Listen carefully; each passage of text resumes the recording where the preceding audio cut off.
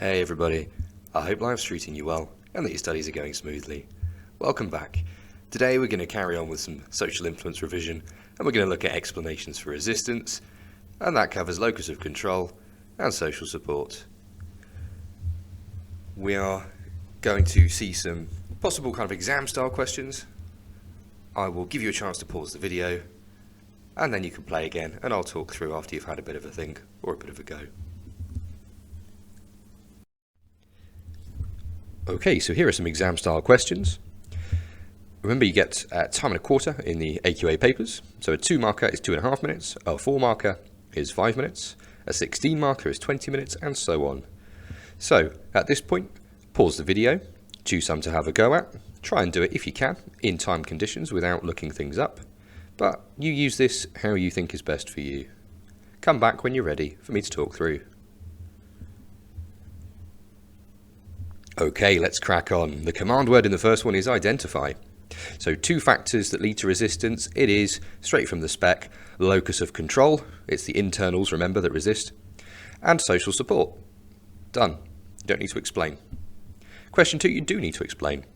And it specifies external here. So an external locus of control. If you have this, then it means that you believe that decisions or factors that affect your life are outside of your control.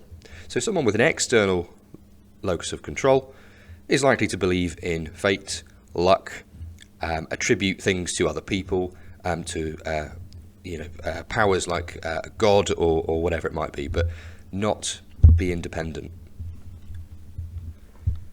Question 3. This time it's explained again, but it's the role of social support.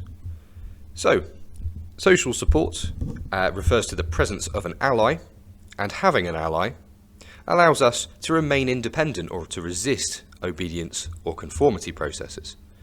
And this is because it gives us the confidence to follow our own beliefs, or the other person or other people can act as a role model to guide our behaviour. The next one is a 4 marker, and it combines what we've already talked about really. However, the ones that resist are internals, not externals, as I mentioned a minute ago. So here you're going to explain internal locus of control for 2 marks. So that is a person that believes that they are the kind of driving factor in influencing their life. They are independent, they seek information, they tend to be leaders. And for the other 2 marks, you're going to explain social support, as I just talked about. Okay, we have a 3 marker here. Don't miss the fact that it says research and it says social support. So I would probably use the Ash research here. Yeah, you don't need to learn new studies for this. So in one of the Ash line study variations, he had a social support or a unanimity condition where he allowed one of the Confederates to give a different wrong answer or to give the correct answer as well. Ash found that conformity dropped from his baseline 36.8% right down to around 5% for those that gave the same right answer as the participant, and it was around 9% for those that just gave a different answer, demonstrating that breaking the unanimity or having an ally does indeed increase resistance. Okay, we've got an application question here, so it's a 6 marker. So it could be a 3 knowledge plus 3 application, but let's not worry too much, just remember that you need to cover both of those skills. Taya and Rika have a driving test, and the night before they're asked to go out with some friends. Taya says yes, Rika says no. We know that Taya believes that luck will determine how she does in the test. Rika believes that it's about her own effort and knowledge. Now, without even reading the question, hopefully, you're seeing phrases like luck and phrases like belief in effort and knowledge, and you're thinking locus of control. So the question is, using your knowledge of resistance, so yep, locus of control ties in with that, explain the difference in the girl's behaviour. Okay, so clearly here, Taya has an external locus of control because we know that she believes in factors like luck rather than being independent. And we know that Rika has an internal locus of control because she believes that the test performance is going to be determined by her. Yeah, so there's a couple of knowledge and application marks there because you're going to briefly explain what internal and external locus of control are. And then you need to kind of link that to the going out or not going out. So because Taya has an external locus of control, she's less likely to resist, she's more likely to follow the crowd, and this is why she agrees to go out with her friends. In contrast, Rika has an internal locus of control. This means that she's more likely to resist and to remain independent, and this means she resists the pressure of being asked to go out with her friends. On to the bottom line here, and we're approaching a bit of evaluation. So one strength this time, so don't bother with counter arguments or limitations, it's just explain a strength of social support. I'd be tempted just to go down the research route here. We've already mentioned the ASH study, let's use that again. Okay, so one strength of social support is that it's supported by research. ASH, in his unanimity variation, found that the presence of an ally led participants to resist the influence of the rest of the Confederates, finding that the ally that also gave the correct answer was able to drop conformity down to 5.5%, which you could spin that around and say that is, around 95% resistance. Up to you. So we've explained, we've made a point, we've explained it with the evidence, we just need to tie it up with a little concluding statement for 3 marks here, so it resembles a Peel-style paragraph. So something like, this evidence demonstrates the credibility of social support as an explanation of resistance. There you go, done. The next one we have, again, a very similar question to the previous one, but this is limitations and it's locus of control. So we're going to use the same structure, we just need to think about different content. Okay, one limitation of locus of control, again I'd go down the research route here, is that it has not been supported by some research. You might be aware, depending on which books you use for your studies, there is I think it's a meta-analysis, the name Twenge or Twenge comes to mind. I think I might be wrong, correct me if that's the case, but there is a study that has looked at how locus of control and how resistance and conformity have kind of changed over time. I think it was a study done in America, and they have found that people have become more resistant over time, but more external. Now those two things don't match up. So this is a limitation of locus of control because the evidence has shown us that there is a disconnect between having an external locus of control and being a sheep. Yeah, we're seeing more externals but more resistance, and those two things don't go together according to the theory. Yeah, so this damages the credibility of locus of control as an explanation of resistance. So that would be my first point. Your second point could be the fact that the way that it's measured is flawed. Yeah, so one limitation is that it's based on self-reports.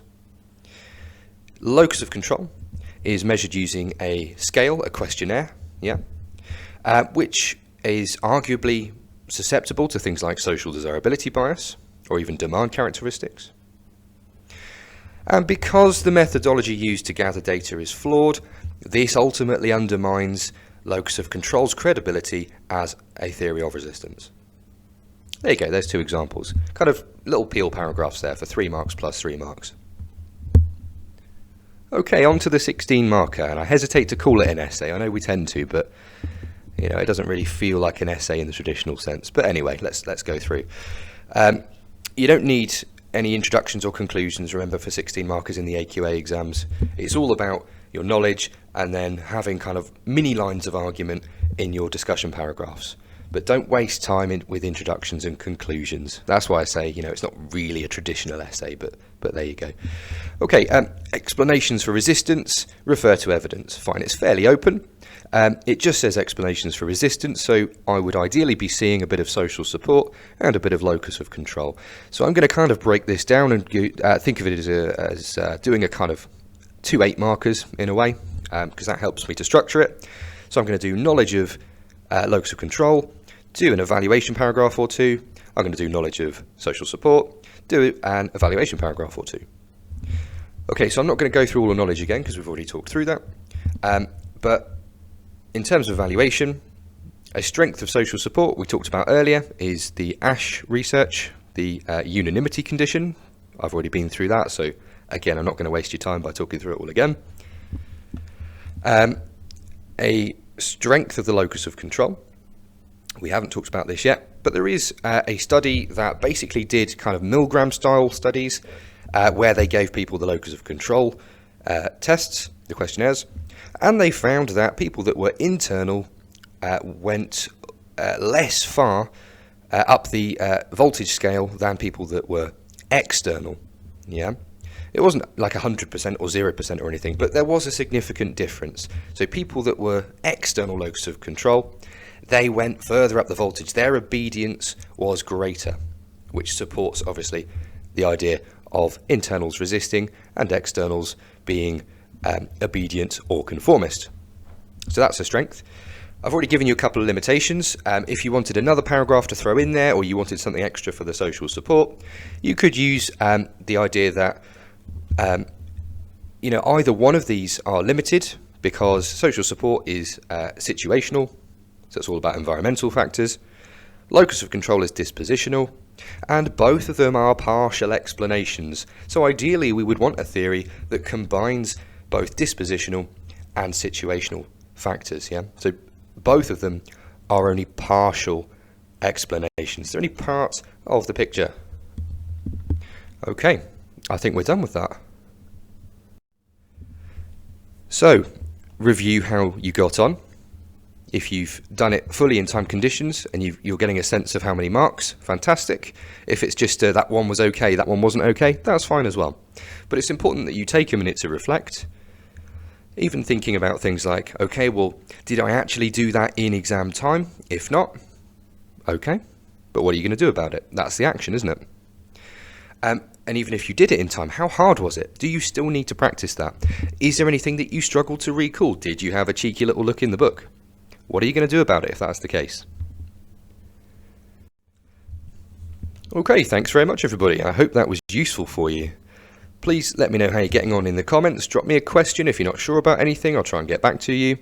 Feel free to suggest a video that you're looking for. Okay, thanks very much everybody. I'll see you in another video. Good luck with your studies. Bish bash bosh.